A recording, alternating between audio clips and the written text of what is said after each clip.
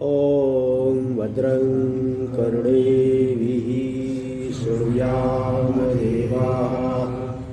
भद्रं पश्येमाक्षभिर्यजत्राः स्थिरैरङ्गैस्तुष्टुवांशस्तनूभिर्व्यसेमदेवहितं यदायुः स्वस्ति न इन्द्रो वृद्धश्रवाः स्वस्ति नः पूषा विश्ववेदाः स्वस्ति नस्तारक्षो अरिष्टनेमिः स्वस्ति नो बृहस्पतिर्दधातु। ॐ शान्ति शान्ति शान्ति। शङ्करं शङ्कराचार्यं केशवं बादरायणं सूत्रभाष्य कृतौ वन्दे भगवन्तौ पुनः पुनः। ईश्वरो गुरुरात्मेति मूर्तिभेदविभागिने व्योमवद्व्याप्तदेहाय दक्षिणामूर्तये नमः। ॐ शान्ति शान्ति शान्ति। यहाँ पे शंका उठाए कि जागृत और स्वप्न दोनों के ही पदार्थ यदि मिथ्या है, एक का स्पष्ट रूप से भान होता है, दूसरे का स्पष्ट रूप से भान नहीं होता है, ये विभाग कैसे संभव होगा? इस विभाग के असंभव होने से दोनों में समान रूप से मिथ्यात्व नहीं होना चाहिए, दोनों को ही मिथ्या नहीं कहना चाहिए। ऐसी आशंका होने पर ये समाधान देने के लिए ये 15वीं कारिका आ गई। अव्यक्ता एव अंतस्तु स्फुटा एव चेवहि कल्पिता एव ते सर्वे।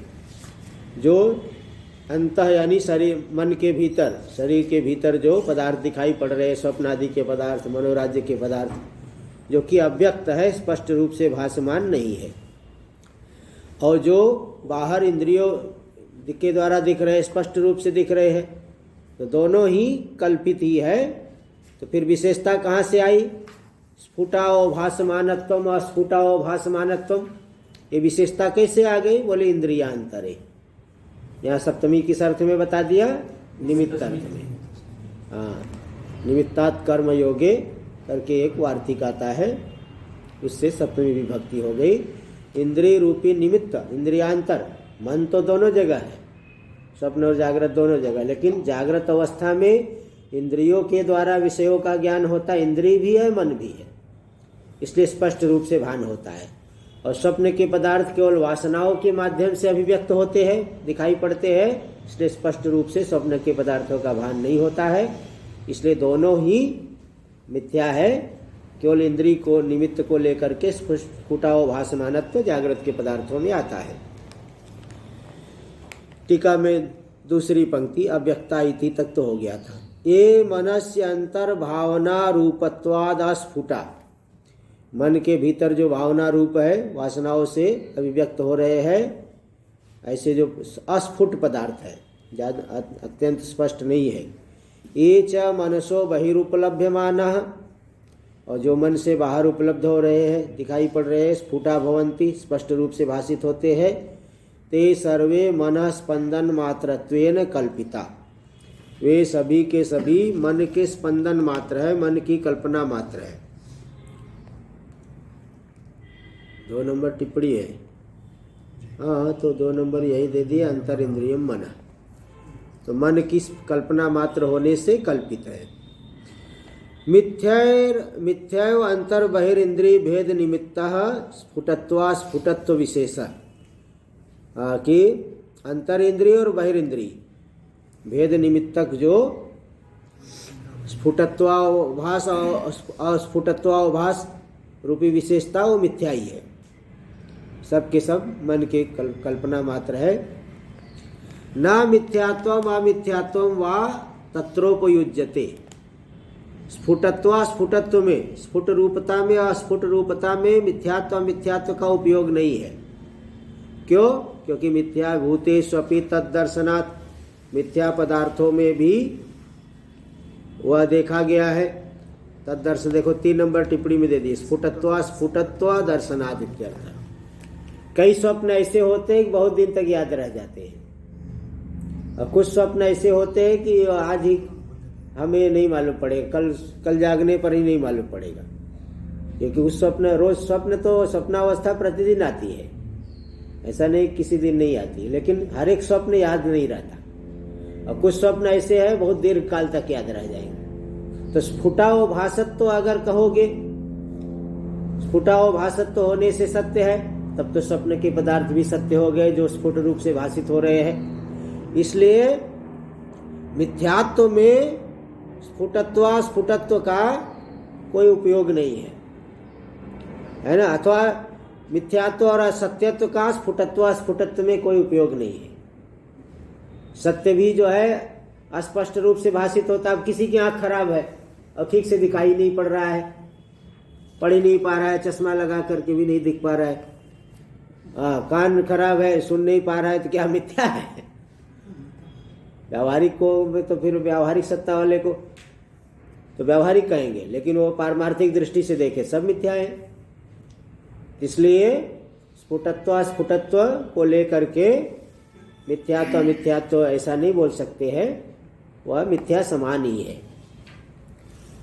चाहे जागृत के पदार्थ हो चाहे अथवा स्वप्न के पदार्थ है। श्लोकाक्षराणि व्याकरोति, श्लोक के एक एक अक्षर की व्याख्या कर रहे हैं, स्पष्टीकरण कर रहे हैं। यद्यपि इत्यादि ना भाष्य में, यद्यपि अंतराव्यक्तत्वं भावानां मनोवासना मात्राभिव्यक्तानां स्फुटत्वं वा, जो अंतर अव्यक्तत्वं भावानां, अंतर जो भीतर के मनोवासना मात्र से अभिव्यक्त पदार्थों में अव्यक्तत्व आया, और स्फुटत्वं वा बहिश्चक्षुरादि इंद्रियांतर ग्राह्याण, बाहर जो चक्षु आदि इंद्रिय अन्य इंद्रियों के द्वारा ग्राह्य पदार्थों में स्फुटत्व मालूम पड़ रहा है। त्या विशेषो नासो भेदानाम अस्तित्व कृत, पदार्थो भेद भिद्यन्ते इति भेदा पदार्था, भेदा यानी पदार्थ, यहाँ भेद शब्द से पदार्थ को ले लिया। तो वह जो विशेषता आई स्फुटत्व अथवा अव्यक्तत्व, यह पदार्थों के अस्तित्व के लेकर के सत्यत्व को लेकर के नहीं है। क्यों? क्योंकि स्वप्ने पीत तथा दर्शनात्, स्वप्न में भी जो है कुछ स्पष्ट मालूम पड़ते, कुछ स्पष्ट नहीं मालूम पड़ते हैं। इसलिए स्फुटत्व अस्फुटत्व को लेकर के सत्यत्व मिथ्यात्व की कल्पना ठीक नहीं है, दोनों के दोनों ही मिथ्या ही है। टीका में देख लीजिए, मनसी अंतर मनोरथ रूपाणां भावानां अव्यक्तत्वं अस्फुटत्वं, मन के भीतर जो मन की कल्पना मात्र पदार्थ है, मनोराज्य से कल्पित है अथवा स्वप्न के पदार्थ है, वह पदार्थ अव्यक्त है, अस्फुट है, स्पष्ट नहीं है। तत्र हेतु महा, उसमें क्या हेतु है? क्योंकि मनोवासना मात्र अभिव्यक्ता नाम, मन की वासना मात्र से अभिव्यक्त है, इसलिए अस्पष्ट है। चक्षुरादि ग्राह्यत्वेन मनसो बहिर्भावानां स्फुटत्वम्, जो बाहर के पदार्थ है, चक्षुरादि से ग्राह्य होने से, मन से बाहर जो पदार्थ दिखाई पड़ रहे हैं, मन के बाहर जो पदार्थ है वो चक्षुरादि से ग्राह्य होने से उनमें स्फुटत्व आ गया, स्पष्टता आ गई। ये दृष्टम तदेषाम अमिथ्यात्व कृतम, वह सत्य है इसलिए स्पष्ट रूप से बाहर के पदार्थ दिखाई पड़ रहे हैं।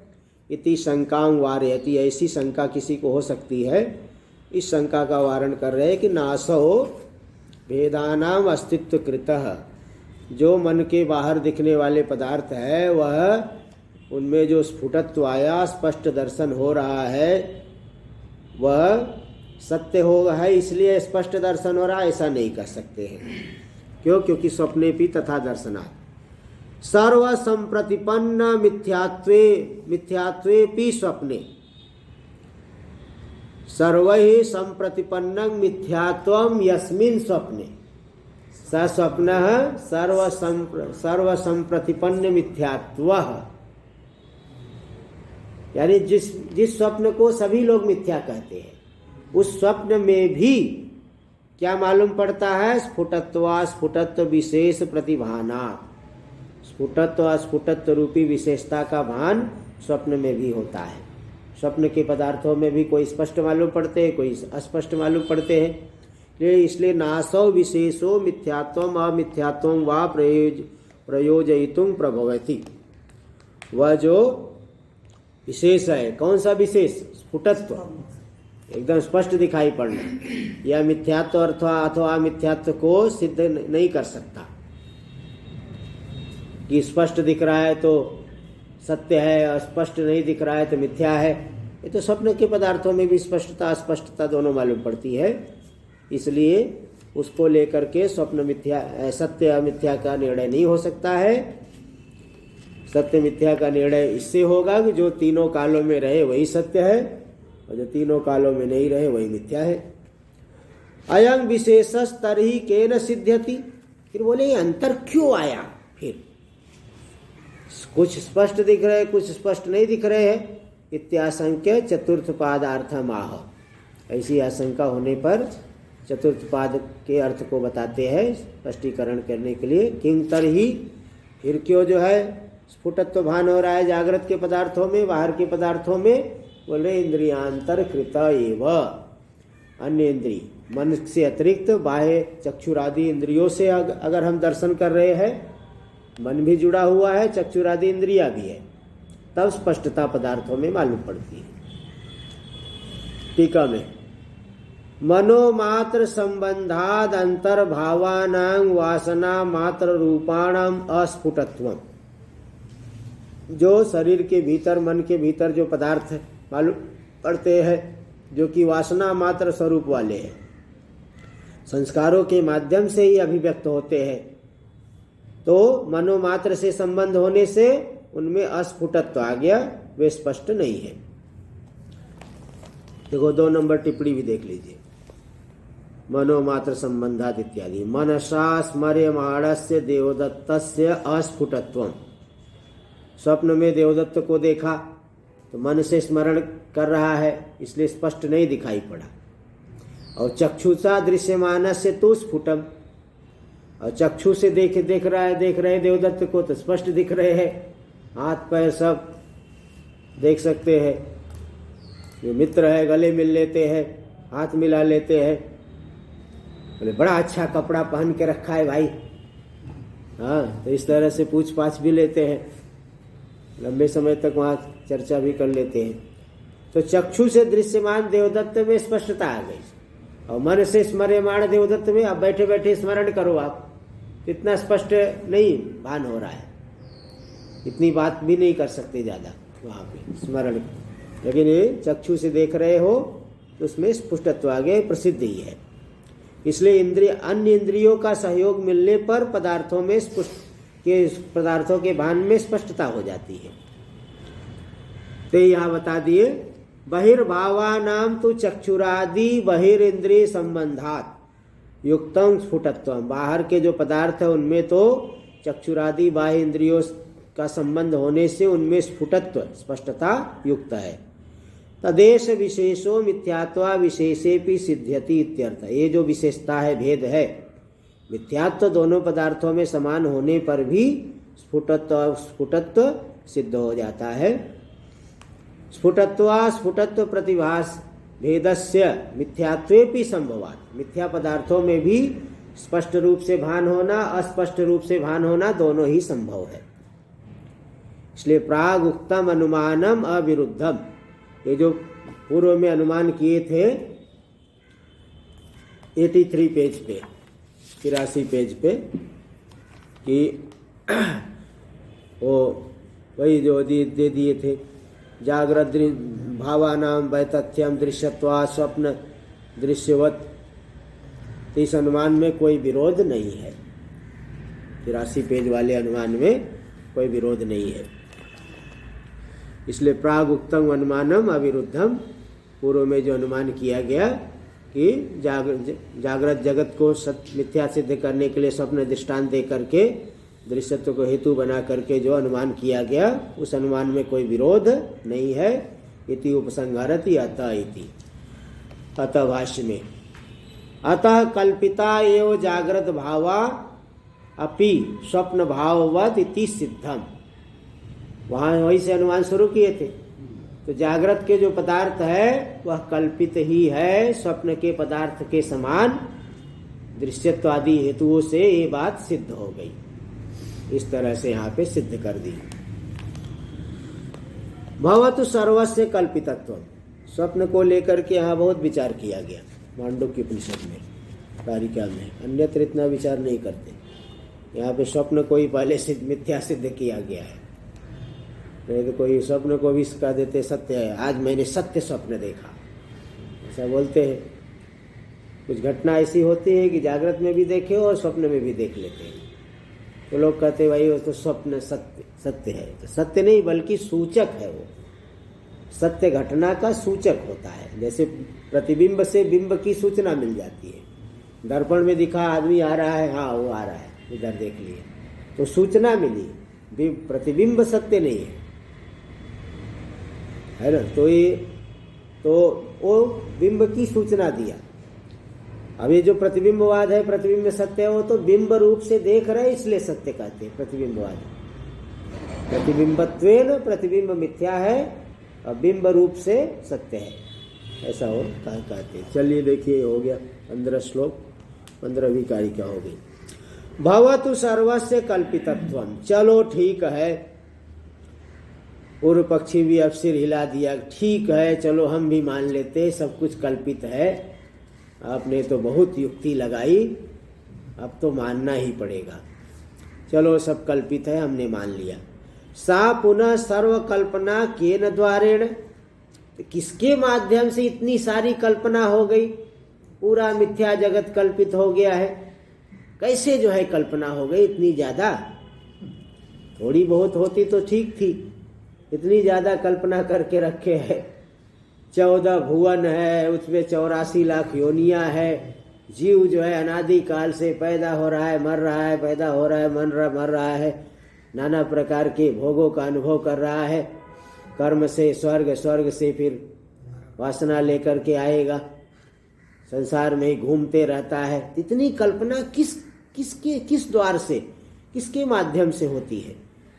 इत्याशंका, ऐसी आशंका होने पर समाधान देने के लिए 16वीं कारिका जीवमिति।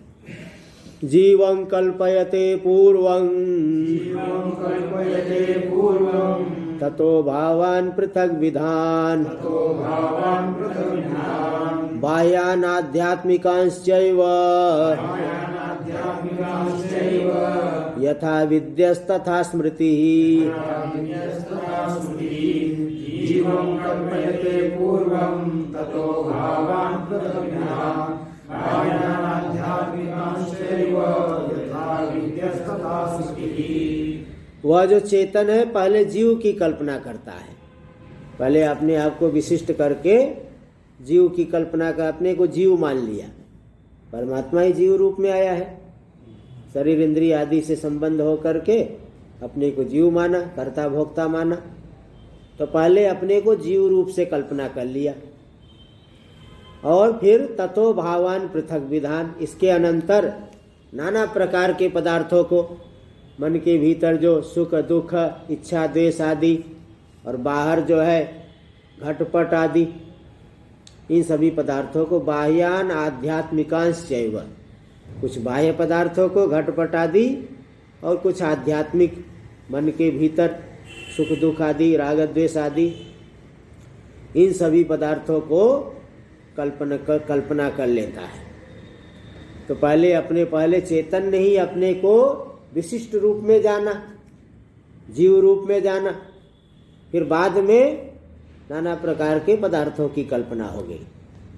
जैसे कोई प्रधानमंत्री बन गए, अब पहले सामान्य आदमी है, प्रधानमंत्री बने, फिर जो है पूरा ही भारत यहाँ तक हमको संभालना है, उधर शत्रु है, मित्र है, ये भाव जो है लेकर के ये चलना पड़ेगा। ऐसे पहले जीव भाव आया, अपने को विशिष्ट रूप में जाना, शरीर आदि से जुड़ गया, फिर अंदर और बाहर सभी पदार्थों की कल्पना हो गई। भीतर सुख दुख राग द्वेष आदि इच्छा आदि, और बाहर जो है घटपट आदि जितने पदार्थ है भोग्य पदार्थ, इन सभी की कल्पना हो गई। तो यथा विद्यस तथा स्मृति ही, जैसी पूर्व में विद्या अनुभव हुआ है उसी अनुभव के अनुसार संस्कार हो जाता है, स्मृति हो जाती है, पदार्थों में अनुकूलता प्रतिकूलता मालूम पड़ती है। तो जैसा पहले अनुभव किया वैसे ही स्मृति हुई। नहीं तो मतलब देखिए, जैसे पहले विज्ञान, जैसे ज्ञान हुआ पहले, हाँ, वैसी वैसी जो है कामना होने लगी, पदार्थों के ज्ञान हुआ, शोभन अशोभन, शोभन अच्छा अशोभन बुद्धि होकर के कामना हो जाएगी, कामना हो करके फिर उसको चाहेगा, पाना चाहेगा, फिर जो है उसी से वो प्रयत्न आदि करेगा, फिर उसी से भोग आदि मिलेगा। फिर इस तरह से वो तो जैसा अनुभव करता है वैसे ही स्मृति आदि होती है, अनुकूलता प्रतिकूलता का ज्ञान होता है संस्कारों के आधार पर। तो सबसे पहले मतलब यही हुआ कि जीव भाव आने के माध्यम से ही पूरे संसार की कल्पना हुई। एक शंका किया ना, सबकी किसके द्वारा कल्पना, सर्व कल्पना किसके द्वारा हुई? बोले पहले जीव भाव को पाया चेतन ने, शरीर आदि में तादात्म्य कर लिया, जीव भाव में आ गया, फिर इसके बाद बाहर भीतर सभी पदार्थों की कल्पना हो गई।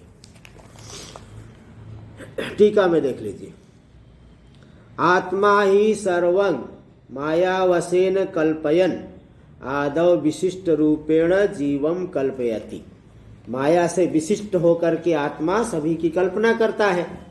तो कल्पना करते हुए सबसे पहले तो अपने को विशिष्ट रूप में जाना। हाँ, शुद्ध रूप से तो पर देखो 3 नंबर टिप्पणी में दे दिए, शुद्ध रूपेण परमार्थत्वाद आह विशिष्ट रूपेण।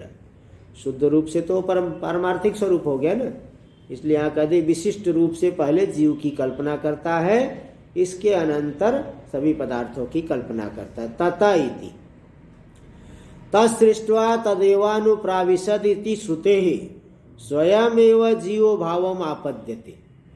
जिस परमात्मा ने सृष्टि की वही प्रवेश कर गया, विशेष रूप से अभिव्यक्त होने लगा, मैं सुखी मैं दुखी अनुभव करने लगा, यही प्रवेश हो गया। तो जिसने सृष्टि की वही प्रवेश कर लिया। ऐसी श्रुति होने से क्या सिद्ध हुआ? स्वयमेव जीवो भावम आपद्यते। जीव भाव की प्राप्ति कौन करता है? स्वयं ही करता है। तद्वारेण पुनर्नाना विधान भावान निर्मिमीते। और जीव भाव के माध्यम से ही नाना प्रकार के पदार्थों का निर्माण करता है। ज्ञान स्मृति वैषम्यात् तत्कल्पेषु भावेषु वैषम्योपपत्ति। ज्ञान और स्मृति में विलक्षणता होने से तत्कल्प्य, उसके द्वारा कल्पित भावों में विषमता संभव है। 4 नंबर टिप्पणी वैषम्यात् कर वैलक्षण्यादि दे दी, कोई विशेष बात नहीं। ज्ञान स्मृति वैषम्यात् तत्कल्पेषु भावेषु वैषम्योपपत्ति। अलग अलग ज्ञान मतलब यही कहना चाहते हैं ना कि एक ही पदार्थ है, उनमें सबको अलग अलग प्रकार से ज्ञान होता है। किसी को अनुकूलता मालूम पड़ेगी, किसी को प्रतिकूलता मालूम पड़ेगी, तो अलग भिन्न भिन्न करके ज्ञान हो रहा है। तो ज्ञान स्मृति में विषमता होने से उसके द्वारा कल्पित पदार्थों में भी वैषम्य संभव है इत्यर्थ। श्लोक व्यावर्त्यं प्रश्नम उत्थापयति। सबसे पहले तो इस श्लोक के द्वारा जिस प्रश्न की व्यावृत्ति की जाएगी उस प्रश्न का उत्थापन कर रहे हैं बाह्येति, भाष्य में। बाह्याध्यात्मिकानां भावानां इतरेतर निमित्त नैमित्तिकतया कल्पनायां किं मूलमिति। बाह्य पदार्थ हो गए घटपट आदि, गृह आदि, वस्त्र आदि, और आध्यात्मिक पदार्थ हो गए सुख दुख राग द्वेष आदि। इन सभी पदार्थों ये तो परस्पर निमित्त नैमित्तिक रूप है। इच्छा होगी तभी जो है पाने के लिए प्रयत्न करेगा, कुछ पदार्थों को बनाएगा, कुछ पदार्थों को लेता है, खरीदता है, पाने का प्रयत्न करेगा। इनमें निमित्त नैमित्तिक भाव है, इसलिए इनकी कल्पना में मूल क्या है, क्या मूल है इति उच्यते, इस बात को बताया जा रहा है। टीका में देख लीजिए। पदार्था साध्य साधनतया स्थिता। पदार्थ जो है साध्य साधन रूप से स्थित है। घट साध्य है, उसका साधन कौन है? मृत्तिका। पट साध्य है, उसका साधन तंतु हो गया। भोजन साध्य है, उसका साधन हो गया जो तेल मसाला और सब्जी आदि। तो साध्य साधन रूप से पदार्थ स्थित है, बाह्य, ये बाह्य पदार्थ हो गए। और सुखम दुखम ज्ञानम रागश्च इत्येवम आदयस्तु आध्यात्मिका, आध्यात्मिक पदार्थ आत्मा मन के अंदर शरीर के अंदर होने वाले पदार्थ क्या क्या है? सुख है, दुख है, ज्ञान है, राग है, ये सब आध्यात्मिक पदार्थ हो गए। तेषां परस्परम निमित्त नैमित्तिकता अस्ति, उनमें परस्पर निमित्त नैमित्तिक भाव है। बाह्या निमित्तीकृत्य आध्यात्मिका भवन्ति, बाह्य पदार्थों के निमित्त बना करके ज्ञान होता है, इच्छा होती है, सुख होता है, दुख होता है। बाह्य पदार्थों को लेकर के भीतर होगा ना, शोभन बुद्धि हो गई तो इच्छा हो जाएगी, इच्छा हो जाएगी तो पाने के लिए प्रयत्न करेगा, वृत्ति हो गई, फिर उसको पा लिया, उसका भोग करेगा, सुख का अनुभव करेगा अथवा दुख का अनुभव करेगा। तो बाह्य पदार्थों को निमित्त बना करके आध्यात्मिक पदार्थ होते हैं, और आध्यात्मिक पदार्थों को निमित्त बना करके बाह्य भी होते हैं। फिर आगे वासना से फिर दोबारा प्रवृत्त होगा ना।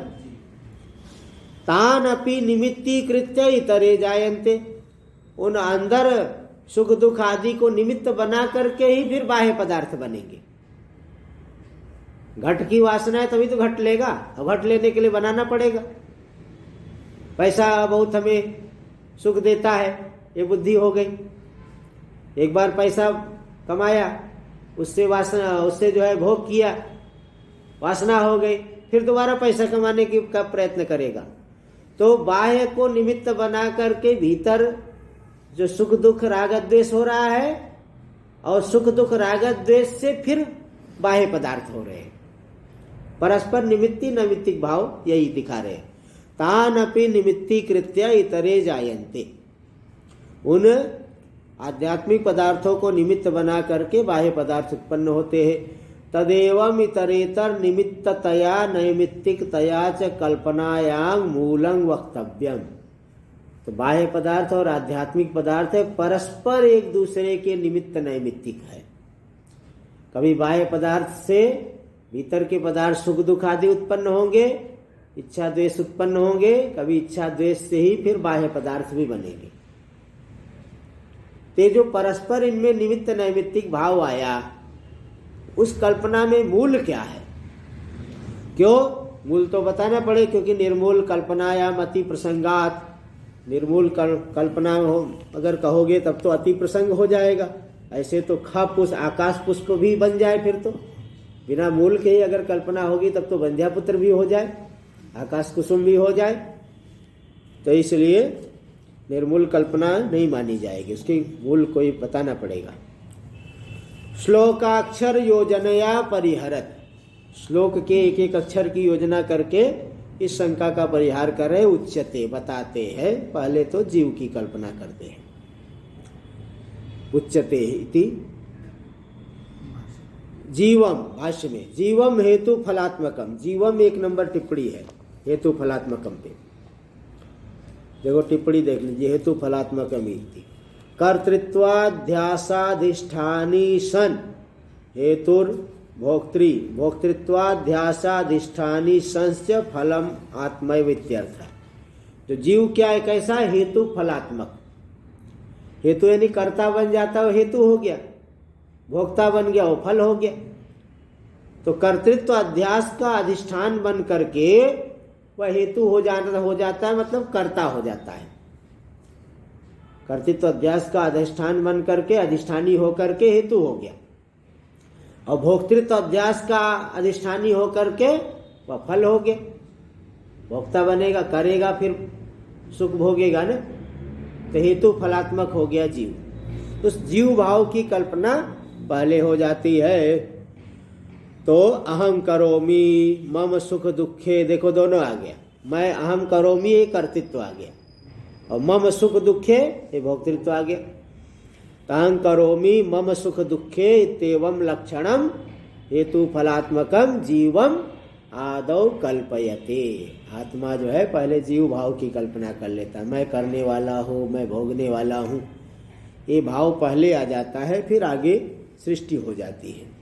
टीका में देख लीजिए, हेतु फल भाव विकलम परिशुद्धम आत्म रूपम जीव कल्पनाधिष्ठानम दर्शयति, जो हेतु फल भाव से रहित है, विकल है, ऐसा जो परिशुद्ध आत्म स्वरूप है वही जीव कल्पना का अधिष्ठान है, उसी को दिखा रहे अनेवमिति। अनेवं लक्षणा एवं शुद्ध आत्मनि, देखो ये सप्तमी है, सप्तमी का लोप हुआ। अनेवं लक्षणे एवं शुद्धे आत्मनि रज्ज्वामिव सर्पम कल्पयते पूर्वम। जैसे रज्जु में सर्प की कल्पना पहले होती है, बाद में भय और प्रसन्नता भी होती है। डरने वाले को भय होगा, जो सांप पकड़ने वाले वो देख करके प्रसन्न हो जाएगा, मिल गया हमारा। सांप पकड़ने वाले सांप ही ढूंढ रहा है ना, सपेरा तो सांप ही ढूंढते, वो खोजते रहते हो, तो प्रसन्न हो जाएगा, मिल गया करके। तो जो इस प्रकार का नहीं है, हेतु फलात्मक नहीं है, शुद्ध आत्मा, उसी शुद्ध आत्मा में पहले जीव भाव की कल्पना होती है। शुद्ध आत्मा ही जीव भाव अपने में कल्पना करता है। टीका में देख लीजिए, आरोपस्य अधिष्ठानापेक्षा अस्ति, बिना अधिष्ठान के कोई आरोप नहीं होता है, आरोप के लिए अधिष्ठान की अपेक्षा होती है। इत्यत्र दृष्टान्तम आह, इस विषय में दृष्टांत दे दिए कि रज्ज्वामिव, जैसे रज्जु में सर्प की कल्पना होती है, बाद में भय सुख आदि होता है, इसी तरह से शुद्ध आत्मा में ही जीव भाव की कल्पना होती है। द्वितीय तृतीय पादौ विभजते, द्वितीय और तृतीय पाद का विभाग कर रहे हैं।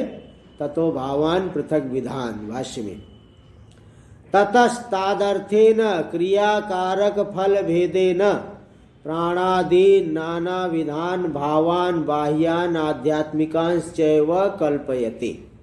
उसके अनंतर, जीव की कल्पना के अनंतर, तादर्थेन यानी जीव के शेष रूप से, जीव के अंग रूप से नाना प्रकार के पदार्थ है। कुछ क्रिया रूप है, कुछ कारक रूप है, कुछ फल रूप है। क्रिया जैसे पाचन क्रिया, चलन क्रिया, वहन क्रिया, शयन क्रिया, उपवेशन क्रिया, है ना, पकाना, चलना फिरना, उठना बैठना, ये क्रिया हो गई। ये जीव अपने लिए ये करता है ना, नहीं तो कुछ जरूरत नहीं होती तो क्यों पकाता है, जरूरत नहीं तो बैठे रहे क्यों चलता है, वाहन चलना फिरना ये सब क्यों करता है, पकाना, चलना फिरना, उठना बैठना, देखना सुनना, ये क्रिया की भी सृष्टि हुई। और कारक क्या है, तंडुल आदि, कर्म कारक, करण कारक, संप्रदान, अपादान, अधिकरण। और फल हो गया, भोजन आदि से तृप्ति हो जाएगी। तैसे इनके भेद से जीव के अंग रूप से प्राणादि नाना विधान भावान बाह्यान आध्यात्मिकांश चैव कल्पयते। प्राणादि जो नाना प्रकार के पदार्थ है, बाह्य पदार्थ और आध्यात्मिक पदार्थ है, उन पदार्थों की कल्पना कर लेता है। टीका में देखिए, तादर्थेन यानी प्रथमम कल्पितस्य भोक्तुर्जीवस्य शेषत्वेन, सबसे पहले कल्पित हुआ जो भोक्ता जीव, उस जीव के शेष रूप से बाह्य और आध्यात्मिक पदार्थों की कल्पना कर लेता है। यद्यपि जीव सर्वकल्पनायां मूलभूतो हेतुस्, यद्यपि जीव सभी कल्पना में मूलभूत हेतु है, तथापि तस्य कल्पना विशेषो विशेष हेतु व्यतिरेकेण न संभवति। इसलिए मूलभूत हेतु तो जीव हो गया, लेकिन उस जीव की जो कल्पना विशेष है, विशेष कारण के बिना तो संभव नहीं है, कारण तो चाहिए।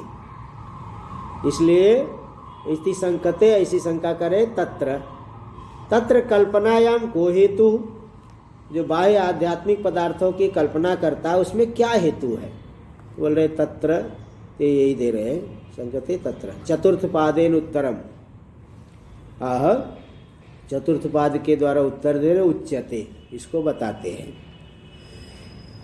यो सौ स्वयं कल्पितो जीव सर्वकल्पनायाम अधिकृतः स यथा विद्यो यादृशी विद्या विज्ञानम अस्य इति यथा विद्यस तथा विधैव स्मृति तस्य इति तथा स्मृतिर्भवति स इति। जो जीव कल्पित जीव है, स्वयं जीव भाव रूप से कल्पित हो गया है, सर्वकल्पना सभी कल्पना का अधिकारी है, तो जिस प्रकार की विद्या होता है वैसी स्मृति वाला होगा। जैसे पहले अनुभव किया है वैसे स्मरण होगा, उसी स्मरण के आधार पर फिर आगे प्रवृत्ति करेगा। जैसा पहले जैसे किसी को भोग मिला किसी पदार्थ से, जैसे हम पहले भोजन किए हुए हैं तो तृप्ति, भोजन से तृप्ति मिली है, तो दोबारा तृप्ति चाहिए तो क्या करोगे? भोजन के लिए प्रयत्न करोगे। छोटा बच्चा पैदा होते ही उसको किसी ने सिखाया नहीं कैसे दूध पीना पड़ता है, तो पीता है कि नहीं पीता? बछड़ा जो है, गाय का बछड़ा पैदा हो गया और माता का स्तन ढूंढेगा, इधर उधर मुंह मारेगा, तो जब स्तन मिल गया तो तुरंत चूसने लगेगा। तो उसको किसने सिखाया? कान में मंत्र दिए है क्या किसी ने कि भाई ऐसे तो चूसना, ऐसे करना, नहीं तो तू मर जाएगा? अरे पहले अनुभव किया हुआ है, सब जानते हैं, अपने काम की चीज सभी जानते हैं। इसलिए क्या खाना है, क्या पहनना है, पहले अनुभव किया हुआ है, तो ऐसा स्मरण आएगा, स्मरण करके फिर प्रवृत्ति करेगा। यथा विद्यस तथा स्मृति, तो जिस प्रकार की विद्या विज्ञान वाला है जीव, वैसी स्मृति वाला होता है। छोटे बालक में एकदम स्पष्ट है, पूर्व जन्म में सब अनुभव किया हुआ है, इसलिए पैदा होते ही दूध पीने के लिए चेष्टा करेगा, और कोई उसको करेगा तो तुरंत मरने से भी डरता है। वह बालक भी थोड़ा सा कुछ भी ऐसे कर दो तो चिल्लाने लगता है। क्यों चिल्लाता है? इसलिए चिल्लाता है भाई कोई कुछ अनिष्ट मत करो मेरा, हाँ मुझे भी जीने दो, परेशान मत करो, इस तरह चिल्लाता है। तो यही बात है कि जैसा अनुभव किया हुआ है वैसे ही स्मरण होता है, उसी के आधार पर सकल प्रवृत्ति होती है। टीका में कल्पितो विशिष्ट रूपेण इति शेष, कल्पित हुआ है जीव तो शुद्ध आत्मा विशिष्ट रूप होकर के जीव रूप से कल्पित हो गया। अधिकृता मतलब सभी कल्पना में अधिकृत है, मतलब स्वामित्वेर संबद्ध, स्वामी रूप से संबद्ध हो गया है। इति शब्द श्लोकाक्षर योजना समाप्ति द्योतनार्थ, श्लोक के एक एक अक्षर का जो अन्वय किए है उसकी समाप्ति दिखाने के लिए इति दे दिए। प्रकृत कल्पना में वह प्रपंचयति, प्रकृत कल्पना का ही थोड़ा सा विस्तार करें। अत इति, अतो भाष्य में अतो हेतु कल्पना विज्ञानात्, तो हेतु कल्पना विज्ञान से फिर फल विज्ञान हो जाएगा। जैसे अन्वय व्यतिरेक से तृप्ति के लिए क्या हेतु है? भोजन हेतु है, मालूम हो रहा है, भोजन होने पर तृप्ति होती है। तो हेतु कल्पना के विज्ञान से फिर फल विज्ञान होता है। भोजन हेतु है, उसका फल है तृप्ति। ततो हेतु फल स्मृति, फिर दोनों की स्मृति होगी। भाई तृप्ति चाहिए तो भोजन चाहिए, ठंडी दूर करना है तो वस्त्र पहनना पड़ेगा, हेतु फल दोनों की स्मृति होगी। ततस तद विज्ञानम, और तृप्ति के लिए भोजन बनाएगा, फिर भोजन खाएगा, फिर अनुभव स्वयं अनुभव करेगा और वो संस्कार पुष्ट हो जाएगा। तदर्थ क्रियाकारक तत्फल भेद विज्ञानानि, उसके लिए जो तृप्ति के लिए पाकादि क्रिया हुई और कारक और उसका फल भेद विज्ञान, ये सब क्रम से होते रहते हैं। तेभ्यस तत्स्मृति, फिर उनसे उन सभी जो क्रिया का ज्ञान, कारक का ज्ञान, फल का ज्ञान, इनसे फिर विज्ञान अनुभव किया, फिर उनका अनुभव होगा। तस्मृतेश्च पुनस्तद विज्ञानानि, स्मरण से फिर दोबारा विज्ञान, स्मरण से संस्कार हो जाए, संस्कार से स्मरण हुआ, स्मरण से और संस्कार हो करके फिर दोबारा करेगा, दोबारा अनुभव होगा। इस तरह से तद विज्ञानानि इत्येवं बाह्यान आध्यात्मिकांश्च इतरेतर निमित्त नैमित्तिक भावेन अनेकधा कल्प्यते। इस तरह से बाह्य और आध्यात्मिक जो पदार्थ है उनको परस्पर निमित्त नैमित्तिक रूप से अनेक प्रकार से जीव कल्पना कर लेता है। टीका में देख लीजिए, बता रहे सती अन्नपानादि उपयोगे तृप्त्यादि भवति, अन्नपानादि का उपयोग करोगे तो तृप्ति आदि होगा। और असति न भवति, और अन्नपान आदि भोजन आदि नहीं करोगे तो तृप्ति नहीं होगी। इति अन्वय व्यतिरेक रूपाद न्यायात, अन्वय व्यतिरेक रूपी जो न्याय युक्ति है उससे क्या सिद्ध हुआ? भोजनादिकम हेतु, भोजनादि तृप्ति का हेतु है। इति कल्पना विज्ञानम उत्पद्यते, कल्पना विज्ञान हो जाएगा। ततः तृप्त्यादिकम फलम, उससे तृप्ति आदि फल होते ही इति कल्पना विज्ञानम जायते, इसके कल्पना विज्ञान हो गया। ततो अपरे द्युरुक्तयोर उभयोरपि हेतु फलयो स्मृतिरुद्भवत, अगले दिन फिर उन दोनों तृप्ति चाहिए, भोजन चाहिए, अगले दिन उन दोनों हेतु और फल की स्मृति हो जाती है। ततश्च फल साधन समान जातीयते कर्तव्यता विज्ञानम, फल साधन समान जाति, उसी आटे से, जो कल आटे जिस आटे से रोटी बनी उसी से आज बनेगी कि उसके समान जाति वाले आटे से। ततश्च फल साधन समान जातीय कर्तव्यता विज्ञान, समान जाति वाले उस आटा आदि से वो रोटी हम बनाएंगे, कर्तव्यता विज्ञान होगा। ततश्च अभिलषित तृप्त्यादि फलार्थत्वेन पाकादि क्रिया, अभिलषित तृप्त्यादि फल के लिए पाकादि क्रिया होगी। और तत्कारक है तंडुल आदि। तत्फल अन्न निष्पत्ति आदि विशेष विज्ञानानि भवति, उसका फल जो अन्न निष्पत्ति आदि ये विशेष विज्ञान उत्पन्न हो जाते हैं। ततो हेत्वादि स्मृति, विज्ञान हुआ तो फिर उसका स्मरण होगा। ततस्तद अनुष्ठानम ततश्च फलम, ऐसे क्रम से चलते रहेगा। इत्यनेन क्रमेण हेतु हेतु मत्तया कल्पना भवति, इस तरह से क्रम से परस्पर के हेतु हेतु मत भाव रूप से, कार्य कारण भाव रूप से ये कल्पना हो जाती इत्यर्थ। प्रकृताम कल्पनाम उपसंहरत, इस प्रकृत कल्पना को उपसंहार करे। एवं इति, इस तरह से एवं बाह्यान आध्यात्मिकांश इतरेतर निमित्त नैमित्तिक भावेन अनेकधा कल्पयते, बाह्य और आध्यात्मिक पदार्थ जो कि परस्पर एक दूसरे के निमित्त नैमित्तिक है, उनको अनेक प्रकार से जीव कल्पना कर लेता है। आगे हम लोग कल करेंगे।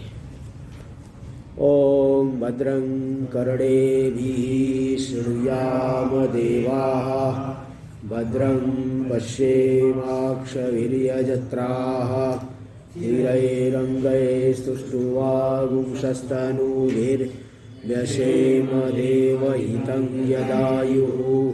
स्वस्ति न इन्द्रो वृद्धश्रवाः, स्वस्ति न पूषा विश्ववेदाः, स्वस्ति नस्तारक्षो अरिष्टनेमिः, स्वस्ति नो बृहस्पतिर्दधातु।